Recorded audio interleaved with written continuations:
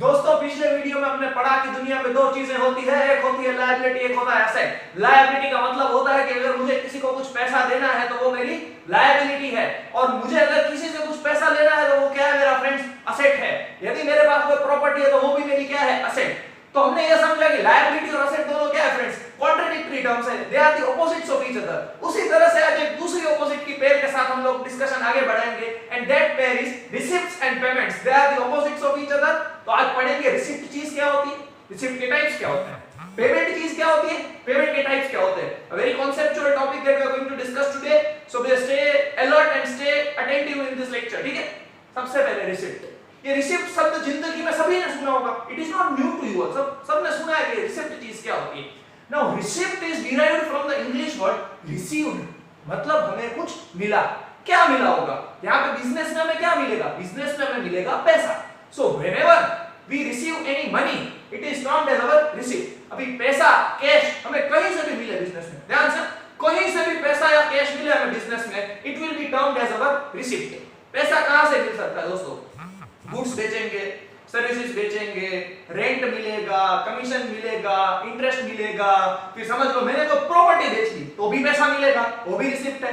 Bank से loan ली तो भी पैसा तो मिल रहा है, that also it is my receipt. मतलब रिसिप्ट में मैं ऐसा नहीं बोल रहा कि प्रॉपर्टी बेच के मिला या लायबिलिटी क्रिएट करके मिला, कहीं से भी कुछ भी पैसा मिला इन एनी फॉर्म, किसी भी तरह से, किसी से भी कितना भी मिला, it will be termed as my receipt.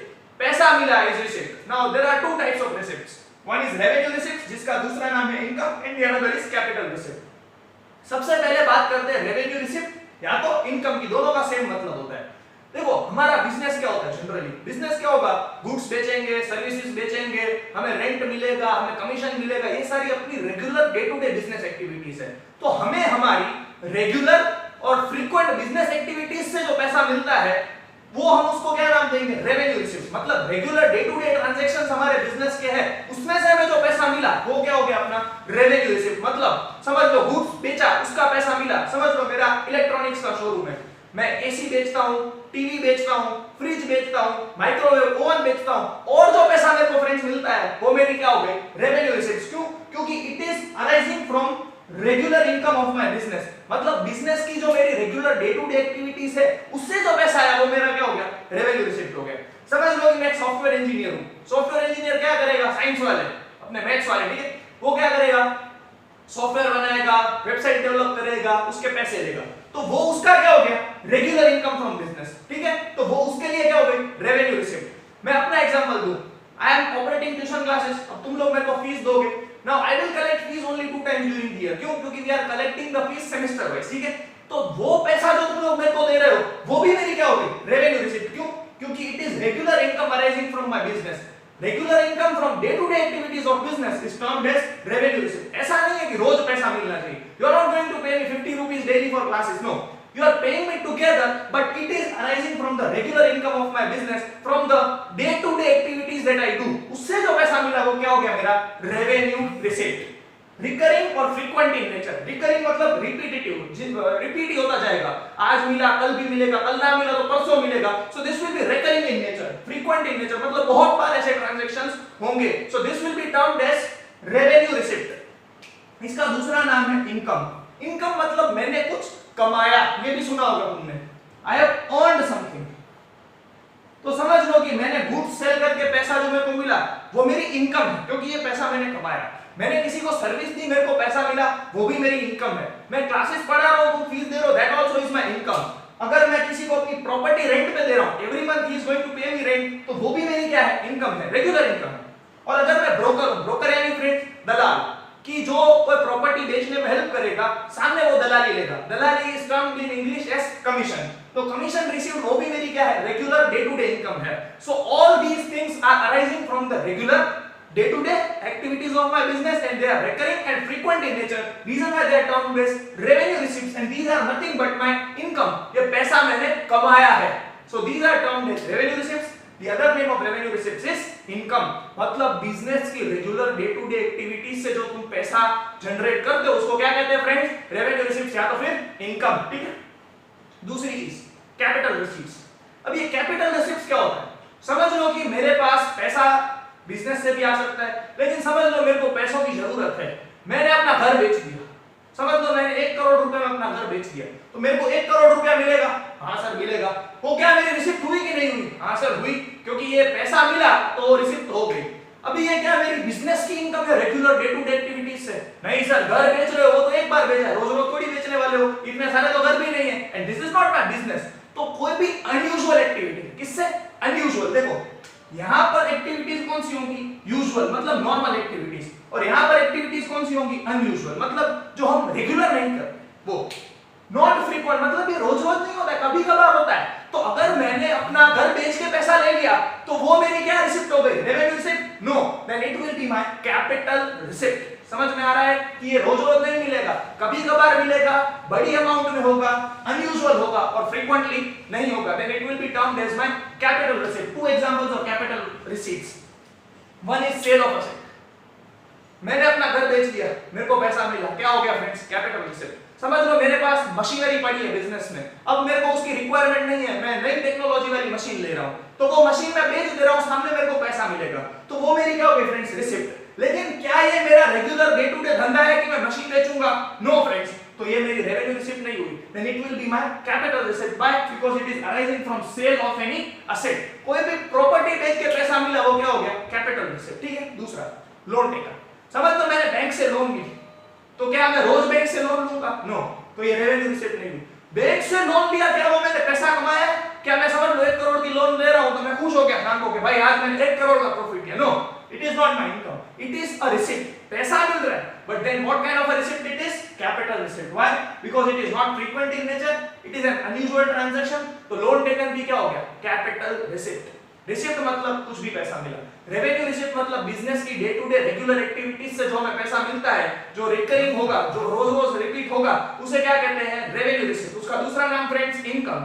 दूसरा क्या है? कैपिटल रिसिप्ट, जो अनयूजुअल होगा, कभी कभार होगा और बड़ी अमाउंट में होगा। उसके एग्जांपल्स, या तो हम कोई प्रॉपर्टी बेचते हैं या तो हम कोई लोन लेते हैं। Getting my point? Revenue receipt, capital receipt for you. ठीक है, अब आगे बढ़ते हैं पेमेंट में। Payment is exact opposite of receipt. Receipt में कुछ पैसा मिला, पेमेंट में कुछ पैसा दिया। सो payment is derived from the English word पे, मतलब किसी को कुछ भी पैसा मैंने पे किया। समझ लो मैंने सैलरी पे की, परचेस का पैसा पे किया, असेट परचेस करने के लिए पैसा दिया, फिर लोन को वापस दी, उसका पैसा दिया, मैंने कुछ भी पैसा किसी को भी दिया, दैट इज पेड। और पेड के ऊपर से क्या आ गया friends? Payment. So whenever any kind of money is paid to any person on behalf of business, it will be termed as a payment. समझ में आया? Now payment are of 3 types. जहां जैसे यहां पे रेवेन्यू रिसिप्ट था, उसी तरह से यहां पे revenue expense.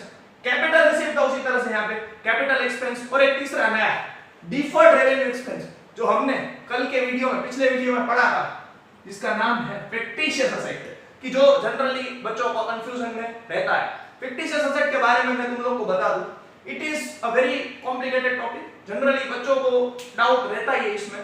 So what I do generally is कि मैं सबसे पहले फिक्टिशियस असेट समझाता हूं, फिर तुम लोगों का दिमाग थोड़ा खुल जाता है कि अरे क्या हो रहा है, क्या हो रहा है, समझ में नहीं आया होगा। आई एम डैम श्योर कि 80% बच्चों को मालूम नहीं होगा अभी तक कि फिक्टिशियस असेट चीज क्या है। तो आज फिर से पूरा फिक्टिशियस असेट समझेंगे, तो क्या है, 2 बार पढ़ोगे दिमाग में एकदम जोरदार क्लियर हो जाएगा। ठीक है, चालू करते हैं।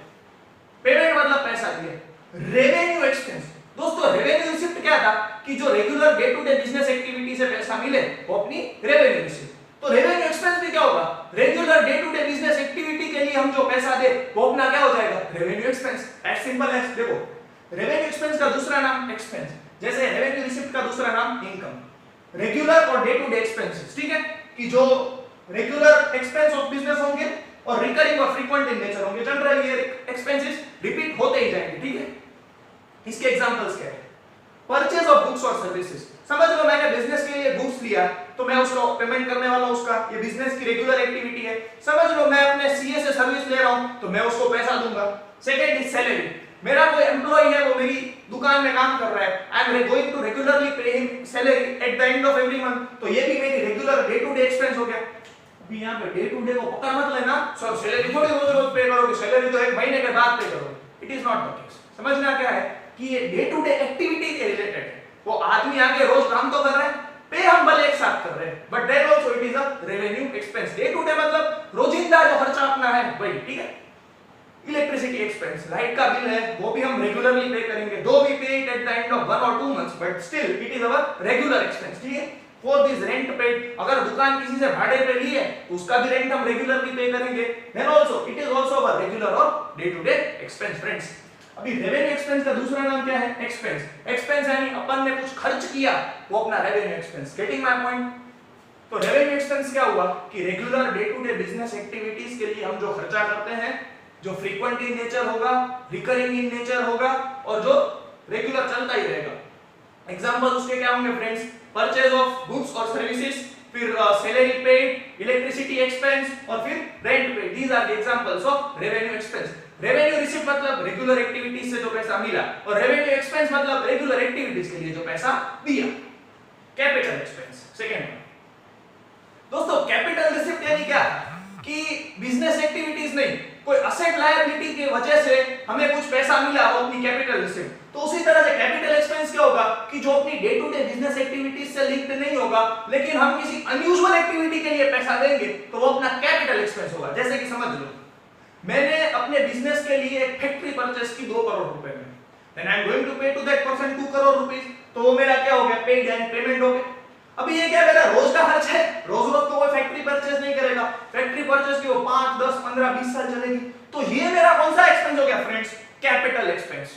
अभी कैपिटल एक्सपेंस है नॉट फ्रीक्वेंट मतलब रेगुलर होगा नहीं, एंड सेकंड इज अनयूजुअल, ये कभी कभार ही होता है। तो अगर मैं कोई भी एसेट परचेस कर रहा हूं, मैंने फैक्ट्री परचेस की, लैंड परचेस की, बिल्डिंग परचेस की, मशीनरी परचेस की, फर्नीचर परचेस किया, कार परचेस की, कोई भी एसेट परचेस किया उसके लिए मैंने पेमेंट किया तो वो मेरा क्या हो गया?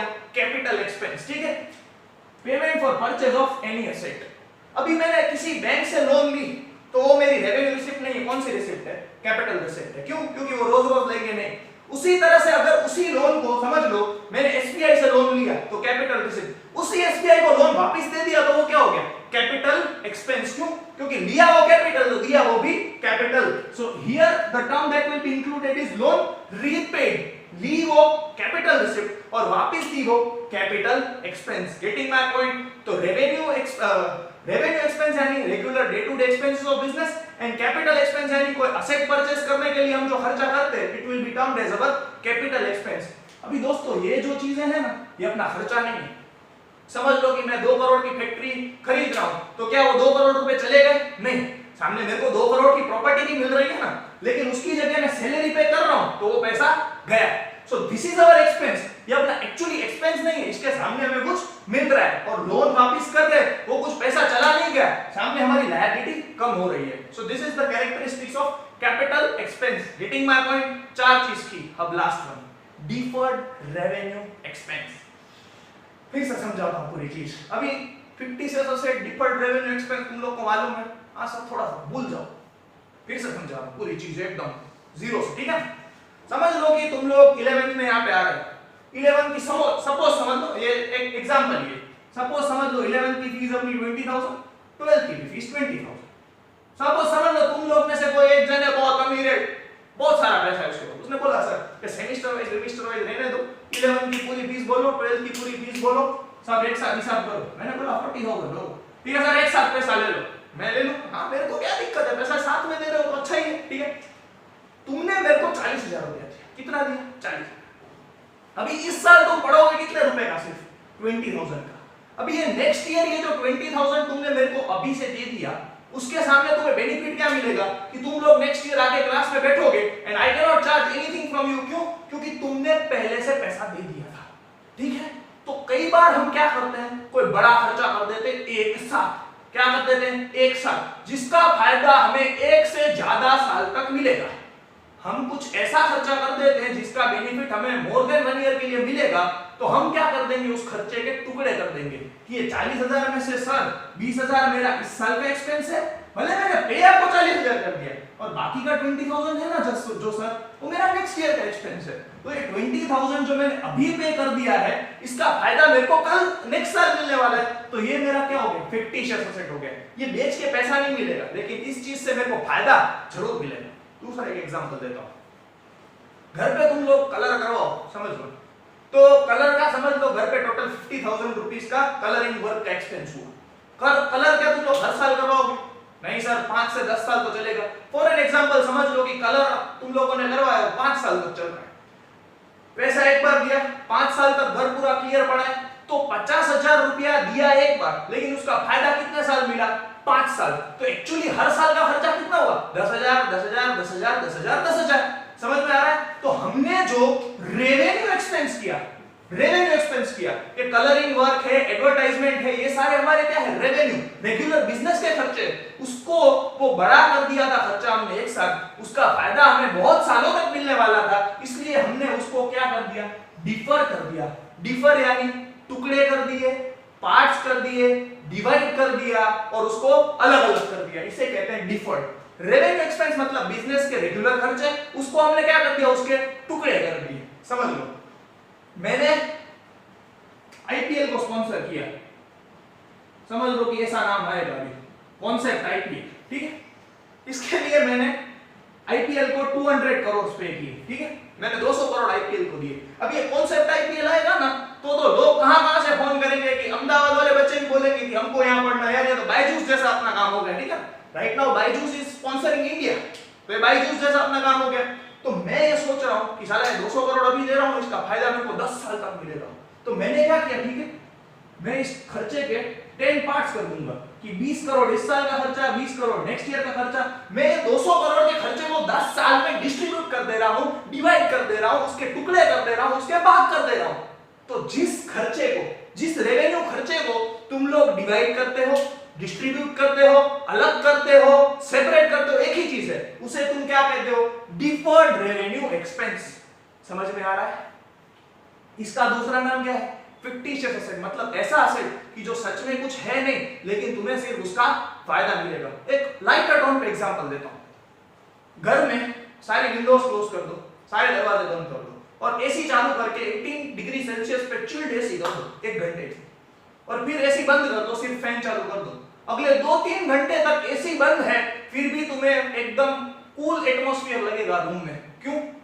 एसी चालू है 1 घंटा, लेकिन उस एसी का कूलिंग का फायदा तुम्हें 4 घंटे मिल रहा है। तो ये फिक्टिशियस एसेट का कांसेप्ट भी ऐसा है कि खर्चा एक बार करना है और उसका फायदा बहुत सालों तक मिल रहा है। तो हम इस खर्चे के टुकड़े कर दे रहे हैं। क्यों? क्योंकि फायदा जितने सालों को मिल रहा है, उतने ही ईयर्स में हम उस खर्चे को डिवाइड कर दे रहे हैं। समझ में आ रहा है? तो ये जो कांसेप्ट है, इसे कहते हैं deferment of revenue expenses, which is termed as deferred revenue expense. The another name of it is fictitious asset. दूसरी चीज, इसके जो एग्जांपल्स है, टेक्स्ट बुक में क्या लिखा होता है पता है?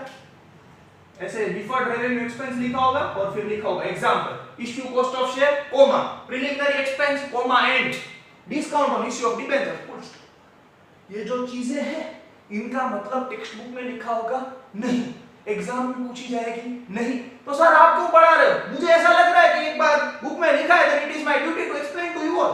तो करना क्या है? समझा रहा हूं, ध्यान से सुनना है, समझने की कोशिश करनी है, वरना इन 3 चीजों को याद रख देना है। एग्जाम में तुम्हें कोई नहीं पूछने वाला है कि sir discount on issue of debentures क्या होता है। सर सच्ची मम्मी कसम नहीं पूछेगा कोई। सर ये पूछेगा डिबेंचर्स क्या? अरे डिबेंचर्स क्या है वो भी कोई नहीं पूछेगा। बट ये तो क्या है कि यार मैं सब कुछ एक्सप्लेन करता हूं बिकॉज़ आई फील कि है बुक में तो कुछ जानने मिलेगा। तुम 3 में से 2 चीजें भी समझ रहे हो, समझ लो, तीनों चीज तुम्हें समझ में नहीं है, 2 चीज भी समझ में आई, जिंदगी में कभी ना कभी काम तो आएगी। Reason why explain all these things. बाकी बुक में सिर्फ इजी करके 3 चीज लिखी होगी, इसका मतलब बुक में नहीं होगा, इसका मतलब तुम्हें स्कूल वाले पढ़ाएंगे नहीं, और इसका कुछ मतलब तुम लोग को एग्जाम में जिंदगी में ये 3 चीजों का मतलब पूछा जाने वाला नहीं है। उसी तरह से इंटेंजिबल एसेट 4 थी, गुडविल, ट्रेडमार्क, कॉपीराइट, पेटेंट। मैंने चारों एक्सप्लेन की थी, आज चारों की 4 फिर से एक्सप्लेन करूंगा। लेकिन फिर से बुक में क्या होगा?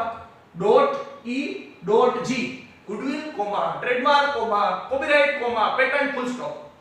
चारों का मतलब बुक में होगा नहीं, एक्सप्लेन किया जाएगा नहीं, एग्जाम में पूछा जाएगा नहीं। क्यों पढ़ा रहे हो? सर नॉलेज के लिए पढ़ा रहे हो। तो नॉलेज के लिए पढ़ने में जितना समझ में आए उतना अच्छा।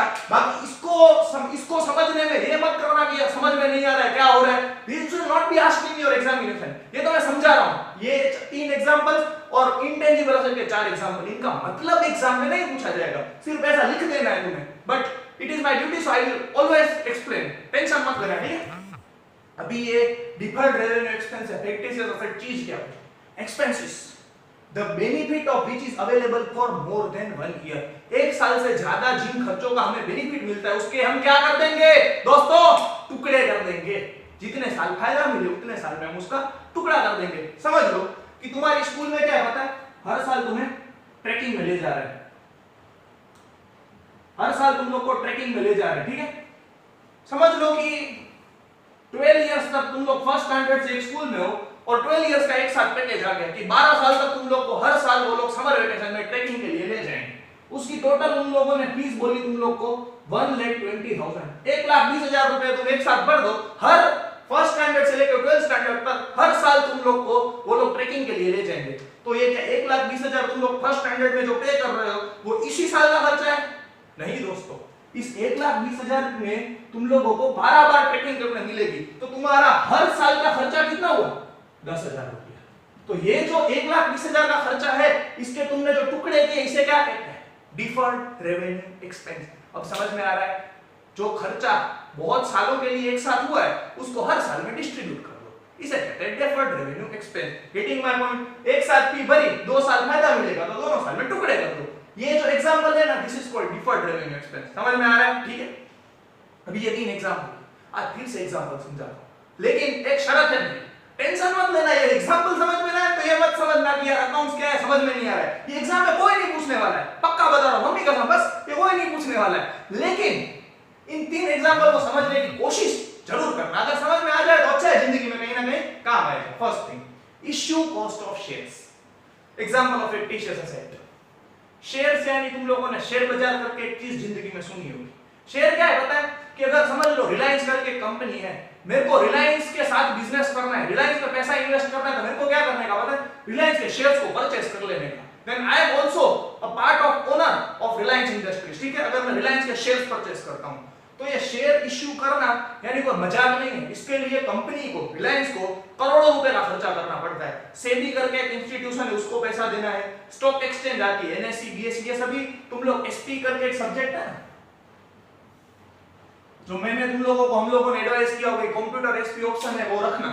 तो ये जो सारी चीजें है ना कंपनी रिलेटेड, वो तुम लोग को एसपी में यस सर बहुत अच्छे से पढ़ाएंगे। ठीक है, तो कंपनी को रजिस्टर करने के लिए करोड़ों रुपए का खर्चा लगता है। ठीक है, शेयर्स को इश्यू करने के लिए करोड़ों रुपए का खर्चा लगेगा। सेबी को पैसा देना पड़ेगा, फिर स्टॉक एक्सचेंज होगी, एनएससी, बीएसई, उसको पैसा देना पड़ेगा, फिर स्टैंप ड्यूटी गवर्नमेंट को पे करनी पड़ेगी। तो ये बहुत बड़ा खर्चा होगा, तो ये खर्चा कंपनी करेगी। लेकिन शेयर्स इश्यू एक ही बार करना है। कितनी बार करना है? एक ही बार। और ये शेयर्स इश्यू करके कंपनी को जो पैसा मिलेगा वो कंपनी कितने सालों तक यूज कर पाएगी?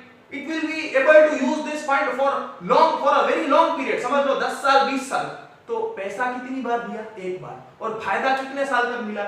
For more than 1 year। तो इस खर्चे के क्या कर देने के दोस्तों? टुकड़े कर देने के। और किसी खर्चे के टुकड़े करने को क्या कहते हैं? रेवेन्यू एक्सपेंस के टुकड़े यानी डिफर्ड रेवेन्यू एक्सपेंस। समझ में आ रहा है? एक बार खर्चा और बहुत सालों तक फायदा, तो हो गया deferred revenue expense. Getting my point? Second is preliminary expense. Sorry, कल के वीडियो में मैंने प्रिलिमिनरी एक्सपेंस लिखा था फिक्टिशियस एसेट के एग्जांपल में, but I forgot to explain it, तो आज समझा देते हैं। समझ लो कि तुम लोगों को अभी 12th के बाद पढ़ने की इच्छा नहीं है, तो तुमने सोचा कि यार पानी पूरी का बिजनेस अच्छा है, पानी पूरी का ठेला खोल देते हैं। तो उसके लिए तुम्हें क्या मोदी को फोन करके परमिशन लेनी पड़ेगी? क्या तुम्हें विजय रूपाणी को पूछना पड़ेगा कि भाई कोई लाइसेंस वैसे? कुछ नहीं करना है, एक लारी लेके बैठ जाओ, ऊपर मुंह इधर टोपी इधर हाथ में ग्लव लगा के बनाओ पानी पूरी, चले। लेकिन समझ लो तुम्हें वो कंपनी फॉर्म करना, प्राइवेट लिमिटेड, पब्लिक लिमिटेड, तो उसके लिए तुम्हें हजार की मगजमारी करनी पड़ती है। रजिस्ट्रार और कंपनी की परमिशन लेनी पड़ेगी, सेबी के पास जाना पड़ेगा, फिर तुम लोग को बहुत सारी फॉर्मेलिटीज पूरी करनी पड़ेगी, स्टैंप ड्यूटी पे करनी पड़ेगी, बहुत सारे खर्चे करने पड़ेंगे। और कंपनी फॉर्म करने के लिए तुम लोग ने यूं चालू किया और यूं कंपनी फॉर्म नहीं हो जाती, इसमें बहुत लंबी प्रोसेस होती है। वो प्रोसेस कंप्लीट करने के लिए बहुत सारा खर्चा होता है। समझ लो कि आज 22 जून है, समझ लो, और तुम्हारे दिमाग में एक अच्छा ख्याल आया कि यार अपने कंपनी फॉर्म करते हैं। तो 22 जून को तुम लोगों ने कंपनी फॉर्मेशन की प्रोसेस चालू की, उसमें टोटल तुम लोगों ने 1 लाख रुपए का खर्चा कर दिया। तब जाके 22 जुलाई को तुम लोग की कंपनी फॉर्म हुई। तो तुम्हारी कंपनी चालू कब से हुई? 22 जुलाई से। तो अब 22 जुलाई से तुम जो करोगे वो कंपनी का। लेकिन यार ये जो लाख रुपए का खर्चा किया, तभी तो कंपनी एग्जिस्ट ही नहीं कर रही थी, क्योंकि कंपनी तो बनी कब? 22 जुलाई को। तो कंपनी फॉर्म होने से पहले के सारे खर्चे को क्या कहते हैं? Preliminary expenses. कि कंपनी फॉर्म करने के लिए और कंपनी फॉर्म करने से पहले के सारे खर्चों को हम क्या कहते हैं? Preliminary expenses. Expenses for the formation of company which are incurred before the registration और incorporation of the company are termed as preliminary expenses. Company जिंदगी में फॉर्म कितनी बार देती है? सिर्फ एक बार। और इसका फायदा कितने सालों तक मिलता है? 5 साल, 10 साल, 20 साल। मतलब अपनी कंडीशन फुलफिल हो गई। Expense is the benefit of which is available for more than 1 year. तो इस 1 लाख के क्या कर देंगे? टुकड़े। और किसी खर्चे के टुकड़े करने को क्या कहा जाता है दोस्तों? It is deferred revenue expense. Getting my point? Okay.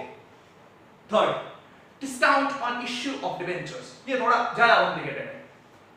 Company को किसी भी व्यक्ति से पैसा लेना है, समझ लो कि ये है रिलायंस, ठीक है, और ये है वेनिल, ठीक है, मैं हूं रिलायंस से। अभी रिलायंस इंडस्ट्रीज लिमिटेड को अगर मेरे से पैसा लेना है तो रिलायंस को मैं यूं ही पैसे नहीं दे सकता। समझ लो मैंने रिलायंस को मनी दी तो सामने रिलायंस क्या करेगा पता है? वो मेरे को सामने डिबेंचर्स देगा। अभी ये डिबेंचर्स चीज क्या है पता है? कि it is a proof. Debenture किसके पास आया? मेरे पास आया। और रिलायंस के पास क्या आया? पैसा आया। मी रिलायंस, मैंने रिलायंस को पैसा दिया, रिलायंस ने मेरे को डिबेंचर दिया। अभी मेरे पास डिबेंचर है, समझ लो कि मैंने 100 रुपए का डिबेंचर खरीदा 5 साल का, तो अभी मैंने रिलायंस को 100 रुपया दिया। 5 साल के बाद ये डिबेंचर का कागज मैं रिलायंस को दिखाऊंगा और मुकेश मेरे को 100 रुपया वापस देगा। समझ में आया? This is the concept of debenture. मतलब ये पैसा 5 साल तक रिलायंस यूज करने वाली है। अभी समझ लो कि रिलायंस को डिबेंचर बेचने और मैं डिबेंचर खरीदने के लिए राजी नहीं, तो मुकेश अंबानी का फोन है, विनील भाई कैसे हो? बढ़िया बढ़िया। मुकेश भाई आप कैसे हो? अरे यार पैसों की जरूरत थी, डिबेंचर लो। मुकेश भाई यार अभी थोड़ी हालत टाइट चल रही है, पैसा है नहीं। विनील भाई एक काम करो, 100 रुपए का डिबेंचर है ना, मैं आपको 10% कम में दे दूं। एक मेरी प्रॉपर्टी ऐसे बिकने वाली है, तो एक काम करते हैं, मैं सोचता हूं ले लेता हूं, 90 में दे दूंगा आपको पक्का। चलो डन, ले लेते। मतलब जो चीज मैं 100 में नहीं खरीद रहा था वो मैं 90 रुपीस में खरीद कर रहा हूं। क्यों? क्योंकि मेरे 10 रुपए बच गए। तो अभी क्या हुआ? मैंने मुकेश अंबानी को दिए कितने? 90 रुपीस। मुकेश ने मेरे को क्या दिया? 100 रुपए का डिबेंचर दिया। और 5 साल के बाद जब मैं कागज मुकेश अंबानी को दूंगा तो वो मेरे को कितने रुपए वापस देगा? 100 रुपए। मतलब मेरे को कितना फायदा हुआ? 10 रुपए का चौखा प्रॉफिट हुआ। और ये 10 रुपए का जो मेरे को प्रॉफिट हुआ वो मुकेश अंबानी के लिए क्या है? लॉस है। और उस लॉस को मुकेश अंबानी क्या नाम देगा? Discount on issue of debentures. ये 10 रुपए रिलायंस या मुकेश अंबानी के लिए लॉस है, ठीक है। लेकिन ये पैसा मुकेश अंबानी कितने साल यूज करेगा? 5 साल। खर्चा कितनी बार किया? 1 बार। तो expense the benefit of which is available for more than 1 year. मतलब ये 10 रुपए का जो खर्चा है उसके मुकेश अंबानी क्या कर देगा? 5 टुकड़े। इस साल का खर्चा 2 रुपया, नेक्स्ट का 2, थर्ड ईयर का 2, फोर्थ ईयर का 2, फिफ्थ ईयर का 2। मतलब उसने 10 रुपए के खर्चे के 5 भाग कर दिए। क्यों? क्योंकि इस खर्चे का फायदा उसको 1 साल से ज्यादा मिलेगा। So this is again a deferred revenue expense. Getting my point? अब मुझे लग रहा है कि फिक्टिशियस असेट को लेकर तुम लोग के दिमाग में कुछ ना कुछ क्लैरिटी जरूर हुई होगी। सो these are the some 7 to 8 terms that we have discussed today. Okay, फिर से एक बार देख लेते हैं। 2 चीजें पढ़ी, रिसिप्ट, पेमेंट। रिसिप्ट मतलब किसी से कुछ भी पैसा मिला हो, क्या हो गया फ्रेंड्स? अपनी रिसिप्ट। रिसिप्ट के 2 types, revenue receipt, capital receipt. Revenue receipt यानी बिजनेस की regular day to day activities से हमें जो पैसा मिलता है, जो रेगुलर या रिकरिंग इन नेचर होता है, उसको क्या कहते हैं? Revenue receipt. जैसे गुड्स सेल किया, सर्विसेज सेल की, फिर रेंट मिला, कमीशन मिला, इंटरेस्ट मिला, बिजनेस से रिलेटेड जो मिला हो, क्या हो गया? Revenue receipt. कैपिटल रिसिप्ट यानी कोई प्रॉपर्टी बेच के जो पैसा मिला, कोई लोन लेके जो पैसा मिला, असेट लायबिलिटी रिलेटेड जो पैसा मिला, वो क्या हो गया? अपना कैपिटल रिसिप्ट। जो रेगुलर नहीं होगा, कभी कभार होगा, बड़ी अमाउंट में होगा, ठीक है। अब रेवेन्यू रिसिप्ट है वो मेरी क्या है? इनकम है, क्योंकि ये पैसा मैंने कमाया है। But capital receipt is not my income. तो रेवेन्यू रिसिप्ट और इनकम एक ही चीज हुई, ठीक है। पेमेंट यानी किसी को कुछ भी पैसा दिया, वो मेरा पेमेंट। रेवेन्यू रिसिप्ट यानी regular activities, day to day activities से जो पैसा कमाया। तो रेवेन्यू एक्सपेंस यानी regular activities, day to day activities के लिए जो खर्चा हमने किया, उसके एग्जांपल्स परचेज ऑफ गुड्स और services, electricity expense, salary expense, rent paid, ये सारे उसके एग्जांपल्स हो गए। कैपिटल रिसिप्ट यानी कोई बड़ी अमाउंट हमें जो मिली, असेट लायबिलिटी रिलेटेड। उसी तरह से कैपिटल एक्सपेंस यानी क्या? जो बिजनेस की regular day to day activities से लिंक नहीं है, लेकिन कोई प्रॉपर्टी खरीदने के लिए पैसा दिया या तो कोई लायबिलिटी को रिपे किया, उसे क्या कहते हैं? Capital expense. Purchase of asset, loan repaid. Asset कोई भी परचेज किया, लैंड, बिल्डिंग, मशीन, फर्नीचर, उसके लिए जो पैसा दिया वो क्या होगा? कैपिटल एक्सपेंस, ठीक है। और लोन रिपेड यानी एसबीआई से लोन ली तो कैपिटल रिसिप्ट, उसी एसबीआई को लोन वापस कर दी तो capital expenditure, getting my point. तीसरा डिफर्ड रेवेन्यू एक्सपेंडिचर, ऐसा खर्चा जिसका फायदा 1 साल से ज्यादा मिलता है उसके हम क्या कर देंगे, टुकड़े कर देंगे। We will divide or distribute it into more than 1 year, and dividing or distributing any revenue expense is termed as deferment or dividing the revenue expense, and its name is deferred revenue expense. Another name is fictitious asset. Example, issue cost of share.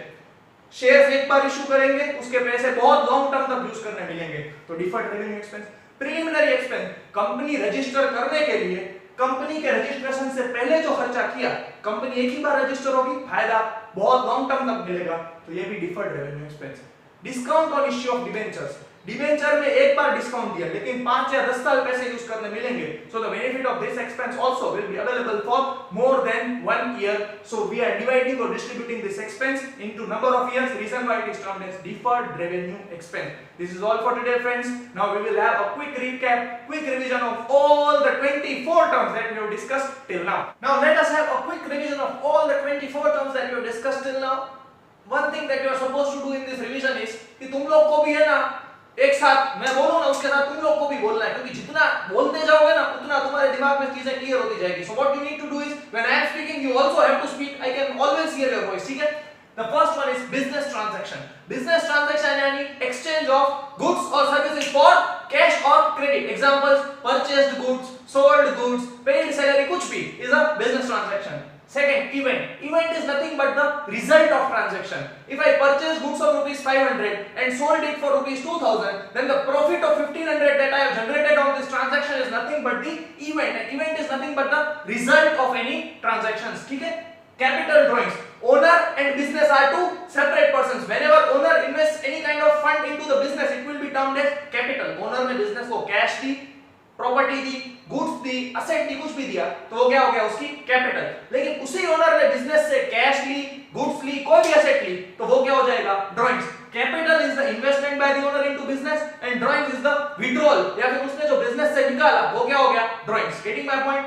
These were the 4 terms that we discussed in lecture number 1. Now lecture number 2, liability. Business को credit purchase of goods के लिए, credit purchase यानी उधार में purchase किया, goods या services या किसी से लोन लिया, उसको क्या कहते हैं, लायबिलिटी। मतलब बिजनेस को अगर किसी को कुछ भी पैसा देना है, then it is termed as a liability. Now liability can come from 2 areas, internal and external. Internal मतलब घर की बात, और एक्सटर्नल मतलब इंटरनल यानी घर वाले, एक्सटर्नल यानी बाहर वाले। घर वाले कौन होता है, ओनर इज घर वाला for business. So if owner has given any kind of fund to the business, then it is termed as internal liability of business.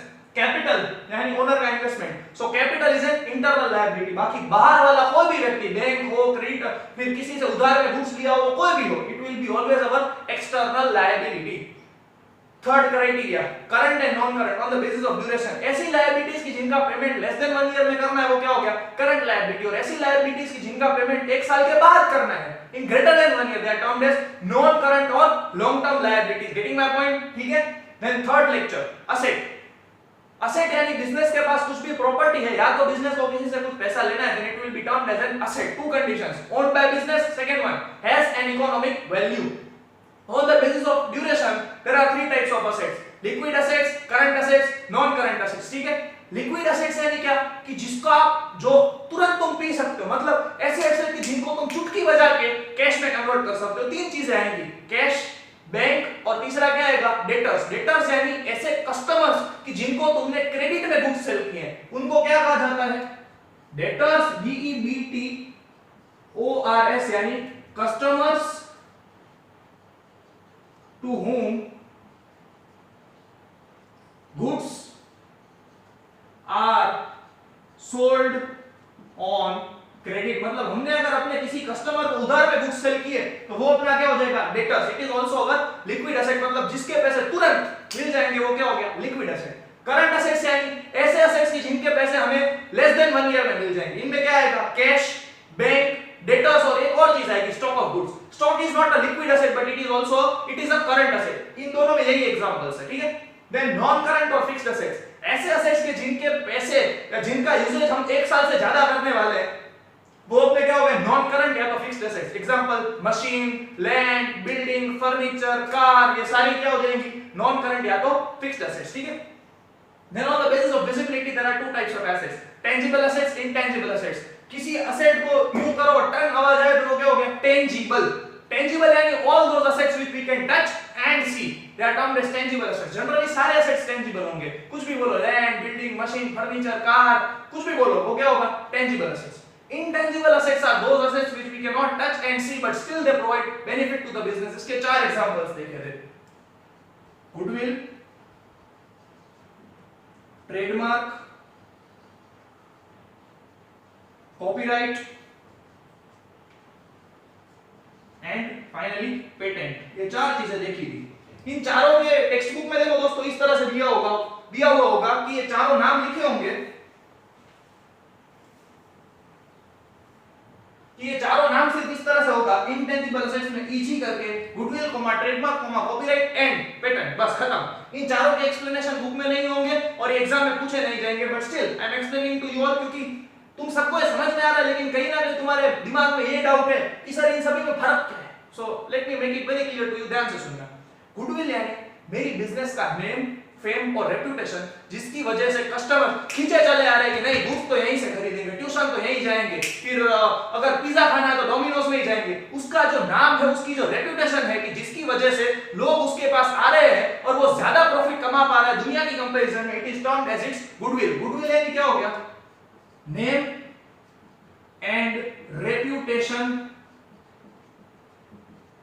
In the market, मतलब बाजार में तुम्हारी जो इज्जत है, तुम्हारा नाम है, वो तुम्हारी गुडविल हो गई। ट्रेडमार्क यानी मेरी बिजनेस का नाम है, वो इतना बड़ा नाम हो गया कि लोग उस नाम को सुन के आ जाते हैं। समझ लो कि तुम लोग को कोई चीज खरीदनी है, उस पे एडिडास का लोगो लगा है, तो तुम लोग को क्वालिटी का एश्योरेंस है कि यार एडिडास नाम है तो बढ़िया ही होगा। तुमने फिर समझ लो कि कोई चीज खरीदी, उसमें लिवाइस लिखा है, खरीद लोगे, स्पाइकर लिखा है, खरीद लोगे, लेकिन समझ लो कुछ नया नाम आ गया तो वो तुम नहीं खरीदोगे। क्यों? क्योंकि you don't trust that brand. तो किसी ब्रांड की वैल्यू है, उस नाम से चीजें बिक रही है, तो वो क्या कर देगा, अपना नाम है उसके आगे ट्रेडमार्क, उसके पीछे ट्रेडमार्क रजिस्टर करवा लेगा। और अगर किसी ने ट्रेडमार्क रजिस्टर करवा लिया तो फिर उस नाम को तुम कॉपी नहीं कर सकते, otherwise he can file a case against you. Adidas, Reebok, ये सभी क्या है, ट्रेडमार्क्स है कि उसके पीछे हमेशा ऐसा लिखता है। देखो एडिडास होगा ना, उसके पीछे ऐसा लिखा होगा, तुम लोग कभी देखना, या तो टीएम लिखा होगा ट्रेडमार्क, या तो फिर आर लिखा होगा, आर मतलब रजिस्टर्ड ट्रेडमार्क, ये लिखा होता है हमेशा, कोई भी बड़ी ब्रांड हो ना उसके पीछे, it is referred to as its trademark. तीसरा कॉपीराइट। कॉपी क्या हो सकता है, एग्जाम में आंसर्स कॉपी हो सकते हैं, उसी तरह से दुनिया में क्या कॉपी हो सकता है, समझाता हूं। बुक्स समझ लो, चेतन भगत ने एक 100 पेज की अपने दिल से बुक लिखी कि जिसमें उसने अपने इमोशंस, भावनाओं को लिखा है, बहुत मेहनत करके बुक लिखी है। 100 पेज की बुक की कीमत है 500 रुपया।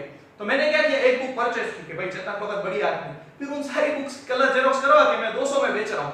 बुक वही है चेतन भगत वाली, तो लोग क्या ओरिजिनल 500 में खरीदेंगे या मेरे से 200 रुपए में जेरोक्स करवाई वाली बुक खरीदेंगे? सर डेफिनेटली लोगों को तो पैसा बचाना है, 200 वाली खरीदेंगे। तो ये चेतन भगत बेचारा मेहनत कर रहा है और पैसा मैं कमा रहा हूं चोरी करके, तो ये चीज वो नहीं करवाने देगा। क्यों? क्योंकि वो कॉपीराइट के केस में मेरे सामने कॉपीराइट का केस कर सकता है। The copyright of the book that Chetan Bhagat has written will be with only and only him. ठीक है?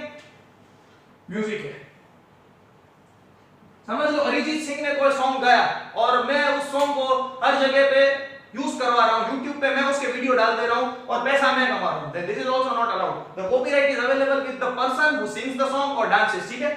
फिर बुक्स है, म्यूजिक है, फिर कोई मूवी है, कोई वेब सीरीज है, इन सभी के कॉपीराइट्स रजिस्टर्ड होते हैं। समझ लो कि वेब सीरीज है, ये Amazon प्राइम है, Netflix है, इनकी मेंबरशिप के तुम्हें पैसे देने पड़ते हैं। क्यों? क्योंकि अगर समझ लो कि कोई वेब सीरीज है, उसके लिए खर्चा Amazon प्राइम कर रहा है तो उस मेंबरशिप से Amazon प्राइम कमाएगा। ये टेलीग्राम पे जो मूवीज होती है ना, वो सभी पायरेटेड वर्जन है। टेलीग्राम के खिलाफ हमेशा Amazon प्राइम वगैरह कॉपीराइट का केस फाइल कर सकते हैं, लेकिन ये टेलीग्राम वगैरह में क्या पता है कि इनकी लिंक्स फाइंड नहीं हो सकती कि किस व्यक्ति ने वीडियो अपलोड किया है। बाकी otherwise this is not allowed. YouTube पे देखना तुम लोग को वेब सीरीज नहीं मिलेंगी। क्यों? क्योंकि it is wrong, this is not permitted. समझ में आ रहा है? तो books, music, movie, web series, इन सभी के लिए क्या होता है, copyright. Patent is always with respect to idea. अगर मेरे पास कोई ऐसा आइडिया है कि जो दुनिया को हिला सकता है, तो ये आइडिया मेरे दिमाग की सोच है। अगर इसे कोई कॉपी कर गया तो इस आइडिया को कोई मतलब ही नहीं। समझ गए? तो ये आइडिया मेरे पास है, तो इसके ऊपर से एवोल्यूशन मैं ही कुछ कर सकता हूं। जैसे पता है न्यूटन के ऊपर एप्पल गिरा था, तो न्यूटन ने सोचा कि ये क्यों गिरा, उसने इन्वेंट किया कि ये ग्रेविटी की वजह से हुआ। उसका दोस्त उसके बाजू में बैठा था, अभी वो दोस्त कॉपी कर ले इस आइडिया को, तो न्यूटन की तो बेचारे की क्या इज्जत रह जाएगी, समझ रहे हो।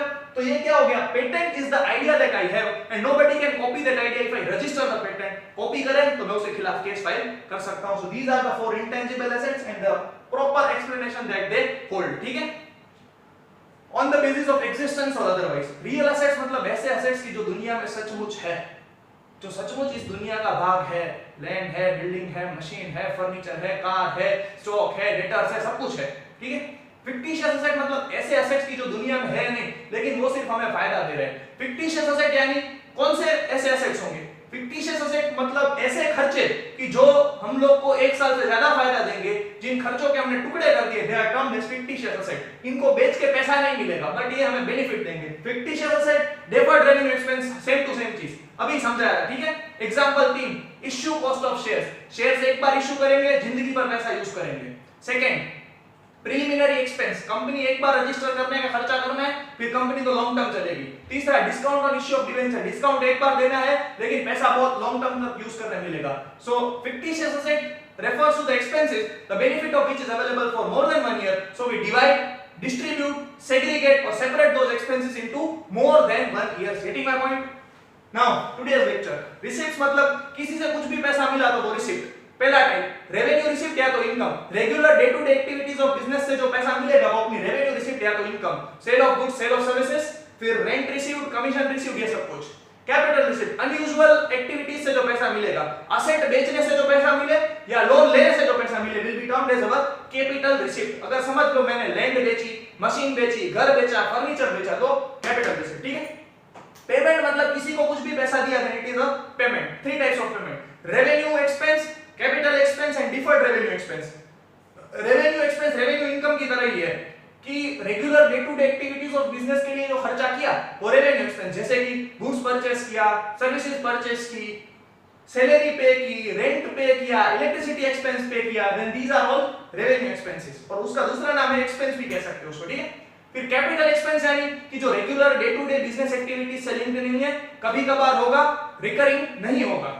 इसके एग्जांपल, मैंने वो असेट परचेस किया, लैंड ली, पैसा दिया, बिल्डिंग ली, पैसा दिया, फर्नीचर लिया, पैसा दिया, तो इन असेट्स को परचेस करने के लिए जो मैं पेमेंट कर रहा हूं it will be termed as my capital expenditure.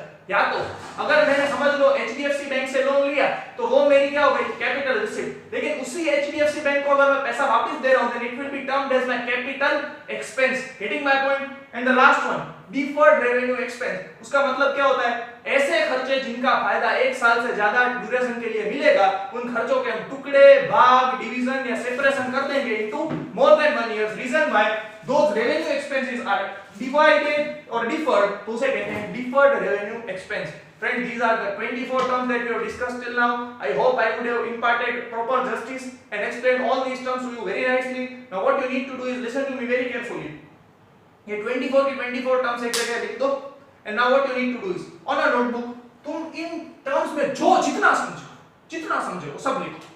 ऐसे मतलब ऐसा नहीं कि सर इवेंट यानी लिख दिया डॉट करके result space of space transaction खत्म, नहीं, इवेंट में तुम क्या समझे उसका एग्जांपल लिखो। जितना इन 24 टर्म्स के बारे में तुम समझे हो वो सब एक पेपर में लिख दो, एक नोटबुक में लिख दो, और उनके फोटोज खींच के वो सारे फोटोज मेरे को फॉरवर्ड करो। सो लेट मी चेक कि तुम लोग कितना इन सभी चीजों में समझे हो। जितने एग्जांपल्स तुम लोग को सूझे वो सब कुछ लिखो, because now physical lectures are not available, तो मैं नहीं समझ सकता कि तुम लोग कितना समझो। सो this will help me in understanding कि तुम लोग को क्या समझ में आया। सो फॉर दिस 24 टर्म्स जितना लिख सकते हो उतना लिखो, 4 लाइन लिखो, 8 लाइन लिखो, आधा पेज लिखो, 1 पेज लिखो, जितना समझ में आया सब कुछ लिख दो, ठीक है। Thank you very much friends.